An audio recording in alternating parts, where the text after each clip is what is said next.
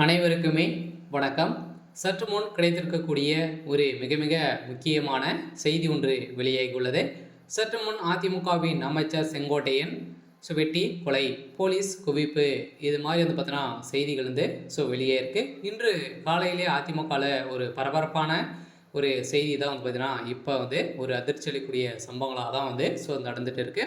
இப்போ பார்த்தீங்கன்னா அதிமுகவில் ஒரு மிகப்பெரிய பிரச்சனை போயிட்டு இருக்கு இல்லையா? பார்த்தீங்கன்னா விவசாயிகள் அனைவருமே சேர்ந்து அவருக்கு பார்த்தீங்கன்னா பாராட்டு விழா தொடங்கியிருந்தாங்க. இந்த பாராட்டு விழாவில் பார்த்தீங்கன்னா அதிமுகவுடைய மூத்த அமைச்சர் செங்கோட்டையன் அவர்கள் பார்த்தீங்கன்னா இதில் கலந்து கொள்ளாத இருந்த நிலையில் பார்த்தீங்கன்னா அவர் கொடுத்த ஆதாரத்தின் அடிப்படையிலும் அவர் எதனால் கலந்து கொள்ள அப்படின்ற மாதிரி அவங்க தெரிவித்திருந்த நிலையிலும் பார்த்தீங்கன்னா எடப்பாடி பழனிசாமி அவர்களும் இவருக்கு அறிவுரையும் சொல்லியிருந்த சூழ்நிலையில் அவர் கேட்காத அவர் பார்த்தீங்கன்னா தனித்து வருகின்ற சட்டமன்ற தேர்தலில் தனித்து நிற்பதாக ஒரு செய்தி வெளியேறிச்சு.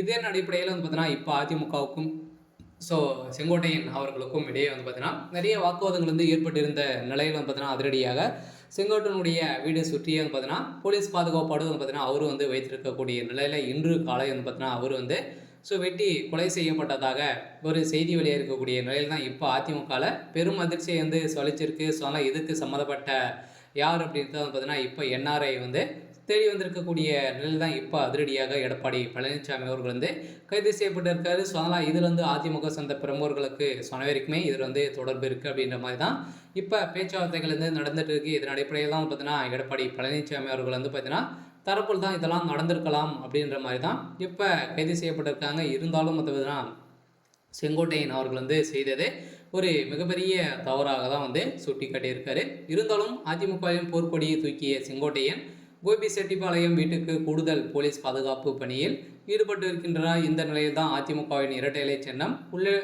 உள்ளிட்டதை தொடர்பாக தேர்தல் ஆணையம் விசாரிக்க தடை கோரி எடப்பாடி பழனிசாமி தாக்கல் செய்த மனுவை சென்னை உயர்நீதிமன்றம் இன்று டிஸ்மிஸ் செய்தது. மேலும் அதிமுகவின் உட்கட்சி விவகாரத்தின் அடிப்படையில் இந்திய தேர்தல் ஆணையம் விசாரிக்கலாம் என உச்சநீதிமன்றம் தீர்ப்பு வழங்கியிருந்தாங்க.